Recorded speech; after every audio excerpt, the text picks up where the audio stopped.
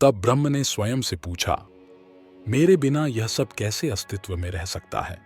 मैं किस मार्ग से प्रवेश करूं? यदि वाणी से शब्द, नेत्रों से रूप और मन से विचार उत्पन्न होते हैं, तो मैं स्वयं क्या हूं? यह गहन प्रश्न सृष्टि के मूल में था। उन्होंने उस सूक्ष्म द्वार से प्रवेश किया जिसे विदृति कहा जाता है। यह प्रधान मार्ग सहस्रार चक्र के रूप में जाना जाता है।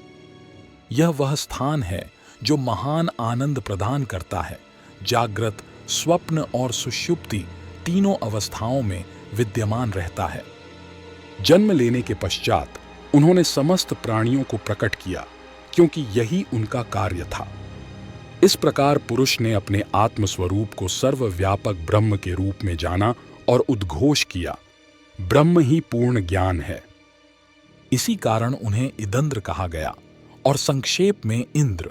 देवताओं को परोक्ष नाम अत्यंत प्रिय होते हैं। ये नाम रहस्य, संकेत और गूढ़ अर्थों से परिपूर्ण होते हैं, जो उनकी दिव्यता को दर्शाते हैं।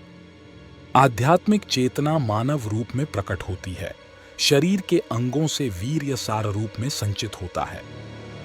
उसी में चेतना का बीज निहित रहता है। प्रथम जन्म मैथुन के समय गर्भाधान के क्षण में होता है। उस समय देहधारी आत्मा माता का ही अंग बन जाती है, जैसे उसके शरीर का एक भाग हो। माता द्वारा पोषित होकर वह स्वयं भी पोषित होती है और जन्म तक धारण करती है। यही द्वितीय जन्म कहलाता है। पिता पुत्र की रक्षा करता है और इस प्रकार स्वयं की रक्षा करता है, प्रजाति की निरंतरता और संसार की उन्नति के लिए।